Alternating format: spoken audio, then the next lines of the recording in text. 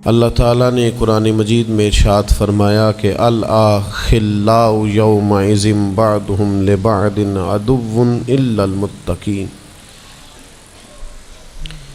فرمایا بڑے گہرے دوست بھی قیامت والے دن دشمن بن جائیں گے سوائے ان کے جو پرہیزگار ہوں گے۔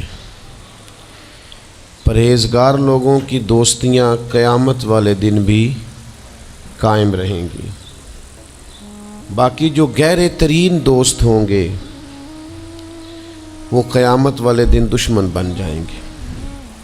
الا المتقین، سوائے پرہیزگاروں کے۔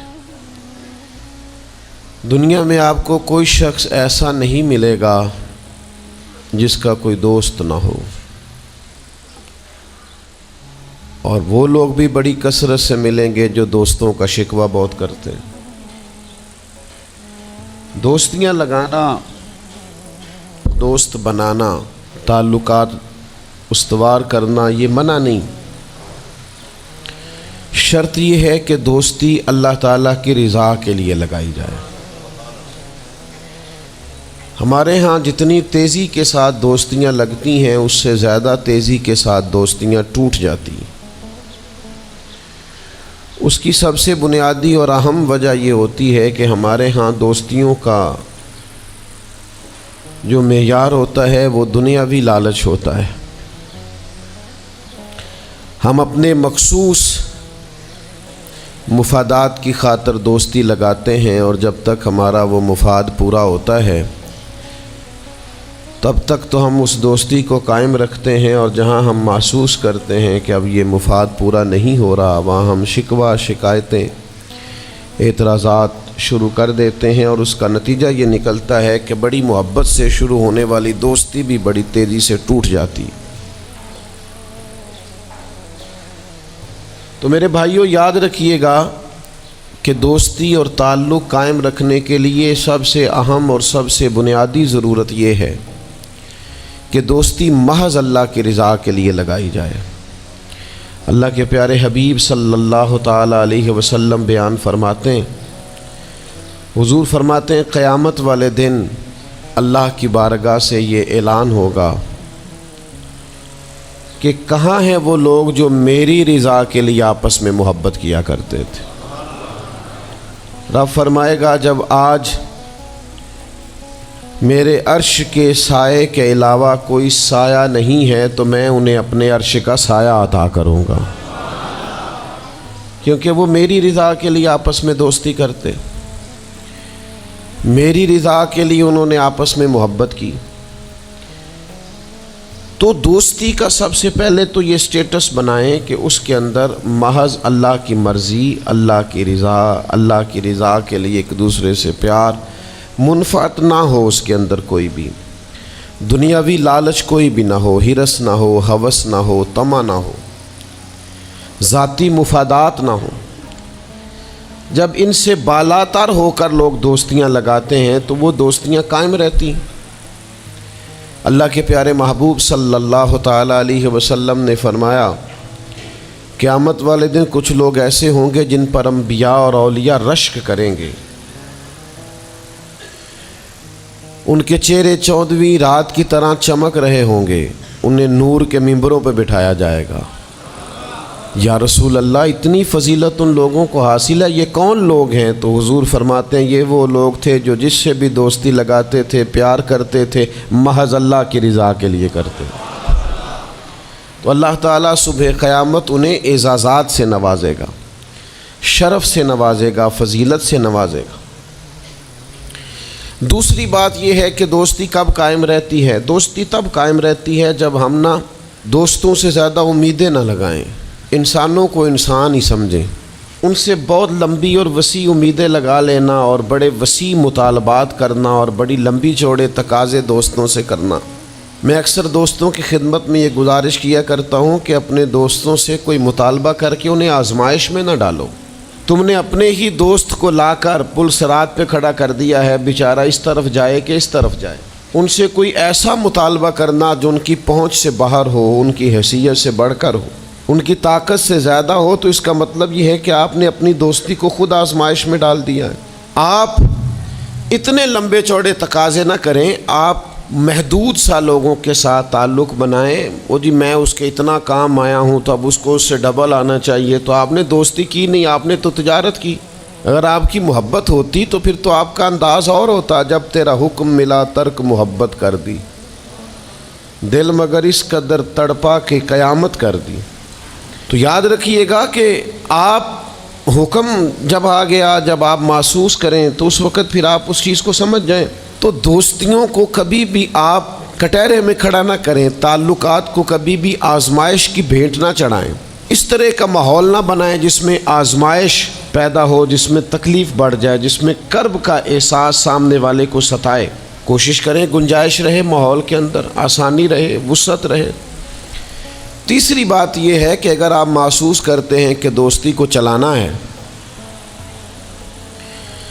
تو پھر صرف اسی چیز کو نہ یاد رکھیں جو چیز آپ کو آج میسر آ رہی ہے اور آج آپ کو انکار ہو رہا ہے۔ اس سے پہلے جو دوستوں نے بڑی وفائیں کی ہیں وہ بھی تو یاد رکھے نا۔ ہمارا یہ ماحول ہوتا ہے کسی بندے نے 99 دفعہ نیکی کی ہے، ایک دفعہ انکار کیا ہے، تو ہمیں ایک دفعہ کا انکار تو یاد رہتا ہے لیکن 99 نیکیاں یاد نہیں رہتی۔ یہ بہت بڑی زیادتی ہے۔ آپ کو اگر اتنی لمبی چوڑی اس کی نیکیاں فراموش کرنے میں 1 منٹ نہیں لگا تو پھر آپ نے دوستی کس مقصد کے لیے لگائی تھی؟ آپ اس کو سمجھیں، اس کو آپ محسوس کریں۔ تو میں نے یہ دیکھا ہے زندگی میں کہ لوگ چاہتے ہیں کہ روز ان کا مطالبہ پورا کیا جائے، روز ان کا مطالبہ پورا۔ ہمارے ایک دوست تھے، بزرگ تھے، تو وہ سلسلہ طریقت کو چلاتے تھے، خانقاہ نظام کو، نظم کو لے کے چلنا مشکل ہوتا ہے۔ تو ان کے ایک مرید نے شکوہ کیا، اس نے کہا کہ حضرت پہلے آپ بڑا وقت دیتے تھے، اب آپ ٹائم نہیں دیتے۔ تو فرمانے لگے پہلے میرے بچے 1-2 تھے، اب درجنوں میں ہو گئے، اب وقت بٹ کے ملے گا نا۔ والد پہلے ایک پر توجہ دیتا ہے، بچے 4 ہو جائیں تو ٹائم تقسیم، بات کی سمجھ آ رہی ہے؟ تو وقت تقسیم ہو کے ملے گا نا جب بچے بڑھ جاتے ہیں۔ اور فرمانے لگے ابھی تو میرے سمجھ لو 10-15 بچے ہیں، تو جب پوتے نواسے نواسیاں ہو گئے تو یہ اور زیادہ بٹ جائے گا، پھر اس میں اور زیادہ تقسیم کار ہو جائے گی۔ تو پھر اس طرح کر کے ماحول میں تقسیم ہو جاتی، اور یہ ہوتا ہے، یہ ایک صورت ہے۔ آپ دیکھیے نا، کبھی ایسا بھی ٹائم تھا حجر اسود پر کہ اس کو ہاتھ لگا کے آپ چوم لیتے تھے، اور ڈھیروں وقت صحابہ اس پر چہرے رکھ کے رویا کرتے تھے۔ پھر ایسا وقت آیا کہ چھڑی لگا لو بھائی، چھڑی لگا کے پیچھے ہٹ جاؤ، اور اب ایسا ٹائم ہے کہ آپ دور سے استلام کر لیں۔ اب اگر آپ کہیں کہ مسلمان دیکھو جی حجر اسود کو تو ہاتھ لگانے کا موقع ہی نہیں مل رہا، تو بھئی نبی پاک نے تو فرمایا میں قیامت والے دن کثرت امت پر فخر کروں گا کہ میری امت زیادہ ہے۔ تو یہ تو تعداد کا بڑھنا، یہ تو کثرت کا ہونا، یہ تو باعث ناز اس کو سرکار نے کہا۔ اب آپ دائروں میں محدود کرنا چاہتے ہیں، آپ اس طرح کا ماحول بنانا چاہتے ہیں کہ کوئی شخص مقید ہو جائے، وہ اس دائرے سے باہر نہ نکلے، تو یہ تو بات درست نہیں ہے۔ تو کوشش کرنے کا مقام یہ ہے کہ آپ دوسروں کے لیے بھی گنجائش پیدا کریں، دوسروں کے لیے بھی آسانی کرنے کی کوشش کریں، پھر تعلق برقرار۔ اور پھر آپ پچھلی نیکیاں بھی تھوڑی یاد رکھیں کہ اس سے پہلے اس نے بڑی نیکی کی، بڑی محبت کی، تو پچھلی نیکیاں بھی دوستوں کی یاد رکھیں۔ صحیح بخاری سے ایک حوالہ عرض کرتا ہوں، نبی پاک صلی اللہ تعالیٰ علیہ وسلم کا نا ایک راز لیک ہو گیا۔ حضور مکہ مکرمہ پر حملہ کرنا چاہتے تھے، تو ایک خط لکھ کے دیا گیا ایک عورت کو کہ جا کے پہلے سے آگاہ کر دو مکے والوں کو کہ تم پر حملہ ہونے والا ہے۔ اس عورت نے وہ خط اپنے بالوں میں چھپایا اور وہ نکل گئی۔ اللہ تعالیٰ نے محبوب پاک کو اطلاع دی، حضور علیہ الصلاۃ والسلام نے حضرت مولا علی کو 2 صحابہ کے ساتھ بھیجا، فرمایا مقام خاک پر تمہیں ایک بی بی ملے گی، اس کے پاس سے خط ہے جو کفار کی طرف جا رہا ہے، اسے گرفتار کرو، وہ خط لے لو اور واپس آ جاؤ۔ حضرت مولا علی شیر خدا رضی اللہ تعالیٰ عنہ وہاں پہنچ گئے، اس خاتون کو گرفتار کر لیا، اس کو کہا وہ خط دے، وہ کہنے لگی میرے پاس تو نہیں ہے، کوئی خط نہیں۔ تو حضرت علی فرمانے لگے چونکہ میرے نبی نے کہا ہے تو خط تیرے پاس ہی ہے۔ ہاں ساڈے نبی دی زبان ساڈے واسطے قرآن، وہ زبان جس کو سب کن کی کنجی کہیں، اس کی نافذ حکومت پہ لاکھوں سے۔ خط تیرے پاس ہے، آپ نے تلوار نکال لی، فرمایا نکالتی ہے کہ نہیں؟ اس نے بال کھولے، خط نکال دیا۔ وہ خط جب کھولا تو خط لکھا تھا حضرت حاتم بن نبی بلتا رضی اللہ تعالیٰ عنہ، بدری صحابی ہیں۔ وہ خط لے کے آ گئے، نبی پاک کی بارگاہ میں پیش کیا۔ حضور نے خط کھولا، حضرت عمر کہنے لگے مجھے اجازت دے میں اس کی گردن کاٹوں، اس نے ہمارا راز فاش کیا ہے۔ کتنی بڑی بات ہے۔ قرآن مجید کی سورہ ممتحنہ اس وقت نازل ہوئی تھی جب یہ واقعہ ہوا تھا۔ اللہ کے حبیب علیہ السلام نے فرمایا عمر ٹھہر جا، اتنی جلدی نہ کر، اس بندے کی وفات تو دیکھ، یہ بدر میں بھی تلوار لے کے ہمارے ساتھ گیا تھا، بدری صحابی ہے، اس کی وہ بات یاد رکھ کہ بدر کے مقام پر جب کہ بڑا مشکل تھا کافروں کے سامنے کھڑا ہونا، ان کی 1000 تعداد تھی اور مسلمان بڑی عددی طور پر اس کثرت کا شکار نہیں تھے، صرف 313 تھے۔ اس موقع پر ان کے ساتھ کھڑا ہونا کوئی آسان نہیں تھا، لیکن یہ پھر بھی ہمارے ساتھ گئے تھے۔ تو حضرت عمر رضی اللہ تعالیٰ عنہ جب چپ کر گئے تو اللہ نے قرآن نازل کیا، کہا اے ایمان والو یہودیوں اور عیسائیوں کو اپنا دوست نہ بتاؤ۔ تو حضور فرمانے لگے دیکھ لو عمر، اللہ نے اسے مومن کہہ کے پکارا ہے، اللہ نے بھی اسے۔ اب نبی کریم نے فرمایا بتاؤ یہ تم نے کیا کیا؟ تو عرض کی یا رسول اللہ صلی اللہ علیہ وسلم آپ میرا ظاہر باطن جانتے ہیں، جتنے بھی یہاں سے لوگ ہجرت کر کے مکے سے آئے ہیں نا، ان کا کوئی نہ کوئی رشتہ دار مکے میں ہے جو ان کے رشتہ داروں کا، بال بچوں کا، گھر والوں کا دھیان رکھتا، میرا وہاں کوئی بھی نہیں۔ اور مجھے پتا تھا آپ نے حملے کا ارادہ کر لیا ہے تو انشاءاللہ کامیابی اللہ نے مسلمانوں کو ہی دینی ہے، وہ کر کچھ نہیں سکتے۔ میں ان پر ایک احسان کرنا چاہتا تھا تاکہ وہ میرے بچوں کا اور میرے پیچھے گھر والوں کا تھوڑا خیال رکھیں، اتنی سی میری خواہش تھی۔ میرے نبی کریم نے ان کا عذر قبول کر لیا، فرمایا ٹھیک ہے آپ جو کہہ رہے ہیں بات ایسے ہی ہے، آپ کو اسلام کو نقصان نہیں پہنچانا چاہتے، آپ یہ چاہتے تھے کہ کوئی ایک نیکی ان پہ کر دی جائے تاکہ وہ آپ کے، تو اتنی بڑی بظاہر بات تھی لیکن حضور نے قبول کر لی۔ معنی کیا ہے کہ دوستوں کی پچھلی نیکیاں بھی یاد رکھنی چاہیے، ان کی پچھلی بھی خوبیوں اور پچھلے بھی معاملات کو تھوڑا یاد رکھنا چاہیے۔ ہم کیا کرتے ہیں؟ ہم کہتے ہیں جی اب وہ یہ نہیں کر رہا، بھئی تب کر رہا تھا نا، تو تب کی یاد کر لو، تب کی یاد رکھ لو، اس وقت کی آپ خیال کر لیں۔ ہم کیا کرتے ہیں؟ ہم 99 دفعہ کسی نے نیکی کی ہے تو ہم کہتے ہیں 100/100 چاہیے، آج بھی یہ کرے گا تو پھر تو قابل قبول ہے۔ تو اس سے کیا ہوتا ہے؟ اس سے تکلف پیدا ہوتا ہے، ایک آدمی روز کیسے نیکی کر سکتا ہے؟ چوتھی بات یہ ہے اگر ہم چاہتے ہیں دوستیاں نبھیں تو اسلام کا ایک حسن ہے کہ اسلام دین اعتدال ہے۔ اسلام کہتا ہے چلو ہی ذرا معتدل ہو کے، پہلے ہی ذرا تھوڑا سا احتیاط سے چلو۔ ہم جب کسی بندے کے اوپر فدا ہوتے ہیں تو پھر پورے ہی فدا ہوتے ہیں، پھر تو جناب یہ بھی تیرا ہے، یہ بھی تیرا ہے، یہ بھی تیرا ہے، اور جب بعد میں لڑائی ہوتی ہے تو چائے کی پیالیوں کا بھی حساب کرتے ہیں کہ وہ جو وہاں جاتے ہوئے چائے پی تھی نا اس کے پیسے بھی میں نے دیے تھے، لہذا وہ بھی میرے بنتے ہیں واپس کر۔ کورے ورک کتاب نہیں ہوندے، پتھر دل گلاب نہیں ہوندے، اور سجنا پہلوں ہی سوچ کے لائیں پھر یاراں نال حساب نہیں ہوندے۔ آپ سوچ سمجھ کے دوستی لگائیں، تعلقات کو سوچ سمجھ کے لے کے آگے چلیں۔ نبی پاک صلی اللہ علیہ وسلم نے فرمایا وقفے سے ملا کرو محبت بڑھتی ہے، تھوڑا نا وقفے سے ملا کرو، اس سے محبت بڑھے گی۔ یہ جو بہت وارفتگی ہے نا، بہت وارفتگی ہے، بہت جوش ہے، تو اس کا نتیجہ یہ نکلتا ہے کہ جتنی زور سے گیند دیوار سے لگتی ہے پھر اتنی زور سے ہی گیند واپس آتی ہے، اس کے نتائج ٹھیک نہیں نکلتے۔ تو عرض یہ کرنا چاہتا ہوں کہ اعتدال میں رہیں، معتدل رہیں، آپ اس حد سے تجاوز ہی نہ کریں۔ میرے پاس یہاں ایک دوست آئے تو مجھے کہنے لگے جی میرا دوست بڑا اچھا تھا، بڑا نائس تھا، بڑا بہترین تھا، بڑا پیارا تھا، میرے ایک دوسرے دوست نے اسے خراب کر دیا۔ تو میں نے کہا وہ دوسرا دوست میں سمجھا نہیں. کہنے لگے یہ میرا پرانا دوست تھا جس نے اسے خراب کیا، اور جسے کیا وہ نیا تھا 2-4 سال. اس کی میں نے دوستی لگائی تھی، اب وہ دونوں ڈائریکٹ ہو گئے اور مجھے انہوں نے بیچ میں سے نکال دیا ہے. تو میں نے کہا یہ تو اکثر ہوتا ہے، پہلی دفعہ تو نہیں ہوا، اس طرح تو ڈھیر دفعہ ہوتا ہے.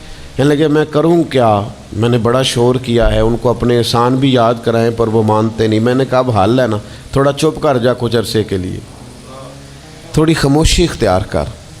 جو چپ کر جاتا ہے وہ بھی بچ جاتا ہے. اگر تم چاہتے ہو کہ یہ دوستی پھر سے بحال ہو جائے تو زیادہ شکوے نہ کرو، زیادہ شکایتیں. ہم بعض اوقات اعتراضات اتنے کر بیٹھتے ہیں، شکوے اتنے کر بیٹھتے ہیں، اپنی زبان سے باتیں اتنی نکال بیٹھتے ہیں کہ دوبارہ پھر دوستی کا بحال ہونا ممکن ہے. ایک حدیث یاد رکھیں گے اگر سناؤں آپ کو تو؟ نبی پاک صلی اللہ تعالیٰ علیہ وسلم نے فرمایا کسی سے دشمنی بھی کرو تو اعتدال سے کرو، ہو سکتا ہے کل کو وہ تمہارا دوست بن جائے. اور فرمایا کسی سے دوستی بھی کرو تو اعتدال سے کرو، ہو سکتا ہے کل یہ دشمن بن جائے. دوستی اور دشمنی میں یہ جامع ترمذی میں حدیث، اعتدال کا رستہ نہ چھوڑو، معتدل رہو. سارے راز ہی دے بیٹھنا، ساری باتیں پہلے کر لینا اور اعتراض کرنا، اب تو شکوے بھی پھر سارے ہی کر لینا. دوست کو اس کی کمزوریوں کا بھی پتہ ہوتا ہے، وہ ساری کمزوریاں بھی اس کی بیان کر لینا، اس کو بھی بتانا، اس کو بھی بتانا، اس سے بھی ذکر کرنا. تو یہ انداز درست نہیں ہے. آپ معتدل انداز میں دوستی لگائیں، اعتدال کے ساتھ چلیں، شکوے زیادہ نہ کریں، اعتراض زیادہ نہ کریں. وہ بے وفا ہی صحیح پھر بھی یار اپنا، چلو اس میں کمی ہے، وہ اس میں بے وفائی ہے، پر سجن تو اپنا ہے نا. تو دوستی ہماری ہے اس کے ساتھ، اس کی کمزوریوں کو چھپائیں. آپ اس معاملے پر تھوڑا سا اپنے ظرف کو کشادہ کریں، آپ تھوڑی وسعت پیدا کریں. ہم سمجھتے نہیں چیزوں کو، ہم غور نہیں کرتے، اس خاص انداز میں چیزوں کو نہیں لیتے جس انداز میں چیزوں کو لینا چاہیے. ہماری ذاتی کمزوریاں ہوتی ہیں اور ہم ان کمزوریوں کا دوسروں پہ ڈال دیتے ہیں، کہتے ہیں وہ بے وفا نکل آیا. بھئی آپ بھی حد سے زیادہ فریفتہ تھے، اب آپ ہی حد سے زیادہ اعتراض کر رہے ہیں. حضور نے فرمایا جس کی تعریف کر لو پھر دوبارہ اس پر کبھی تنقید کر جو بیٹھے ہیں، تعریف تو ختم ہو گئی بات. پھر تھوڑی چشم پوشی کرو، انسانوں میں کمیاں بھی ہوتی ہیں. تو دوستی کو صحیح طور پر آگے لے جانے کے لیے چھٹا سبق یہ ہے کہ تھوڑی سی نا عادت عیب پوشی کی بھی بنائیں. تھوڑا پردہ پوشی کا مزاج ہو تو پھر بھی ذرا دوستی آگے. سمجھ آ رہی ہے بات کی؟ تھوڑی سی نا نظر عیب پوشی والی بھی. کچھ لوگوں کی تنقید کی آنکھیں اتنی زیادہ کھلی ہوتی ہیں کہ وہ بیچارے کسی جگہ بھی تعلق نہیں رکھ سکتے. جہاں جاتے ہیں انہیں کمیاں ہی کمیاں نظر آتی ہیں، خامیاں ہی خامیاں نظر آتی ہیں. ان کا مزاج ہی نہیں ہوتا کسی عیب کو چھپانے کا. تو آپ جس جگہ پہ موجود ہیں، جس جگہ آپ کے تعلقات ہیں، جہاں دوستی ہے، جہاں محبت ہے، وہاں تھوڑا سا عیب پوشی کا بھی مزاج ہونا چاہیے. نبی پاک علیہ السلام نے فرمایا تو کسی مسلمان کی دنیا میں پردہ پوشی کر دے، اللہ قیامت والے دن تیری پردہ پوشی فرما دے. آپ تھوڑا سا اس کا عیب چھپا دیں، بات ختم ہو گئی. تھوڑی سی پردہ پوشی کر دیں. دیکھیں نا، ہمیں حکم دیا گیا ہے شریعت میں، کسی شخص کا انتقال ہو گیا،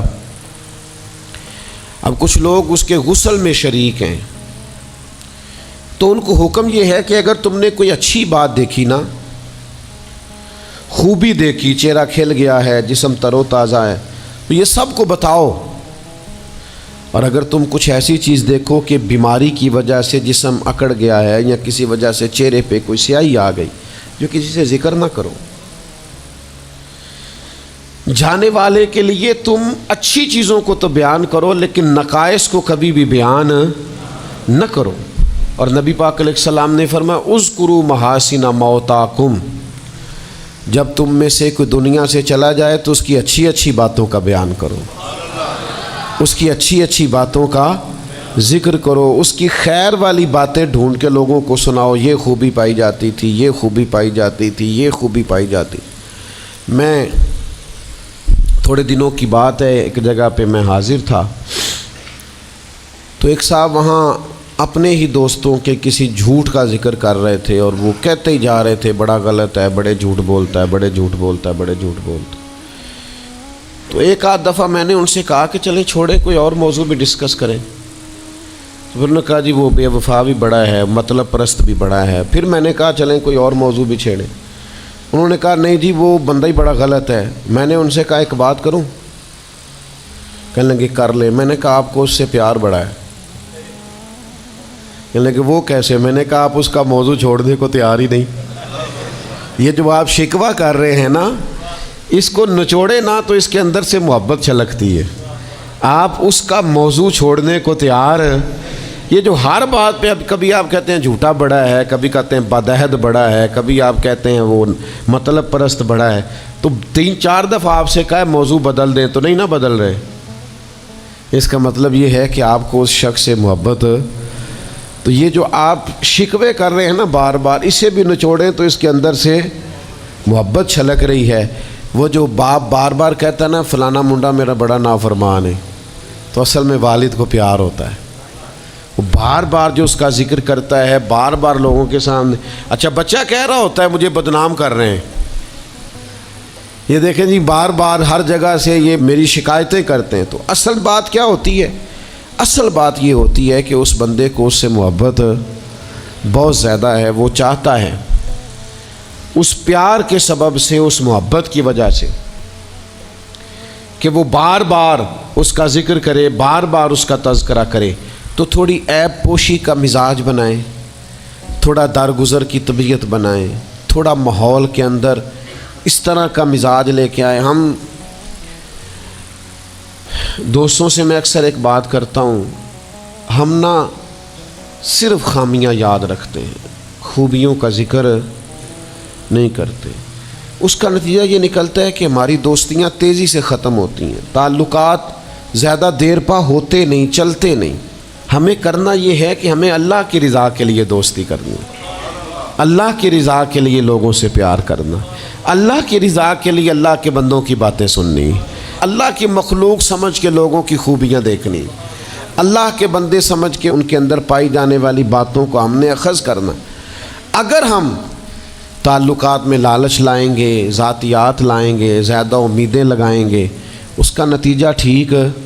ایک بزرگ غریب تھے پھر امیر ہو گئے، تو کسی نے ان کو مبارک دی کہ بڑی بات ہے آپ کو اللہ نے بڑے پیسے دیے ہیں، تو فرمانے لگے یار پہلے جو یار تھا وہ میرا دوست تھا، اب تو ڈھیر سارے لوگ میری جیب کے دوست ہیں، اب تو جیب کا رشتہ ہو گیا ہے لوگوں کا، ڈھیر سارے لوگوں کا۔ تو دوستیوں میں اخلاص لائیں، خلوص لائیں، ساری زندگی یہ طے کریں کہ میں نے دوست کے کام آنا ہے، پر میں نے دوست کو کام کہنا نہیں، میں نے اس کی خدمت کرنی ہے لیکن کبھی اسے اپنی خدمت کے لیے مجبور، جس حد تک ہو سکے اس کی مدد کرنی ہے لیکن کبھی اسے اس تکلیف میں ڈالنا، یہ مزاج پیدا کریں۔ آپ کو اس دوستی میں روحانیت محسوس ہوگی، اس تعلق کے اندر آپ کو ٹھنڈک محسوس ہوگی، لیکن جب شائبہ ایک نقطے کا بھی ذاتی لالچ کا آ جائے گا نا، پھر اس میں ٹھنڈک نہیں رہے گی، اس میں وہ خوبی نہیں رہے گی جو کہ ہونی چاہیے۔ اللہ تعالی ہمیں سمجھنے کی توفیق دے۔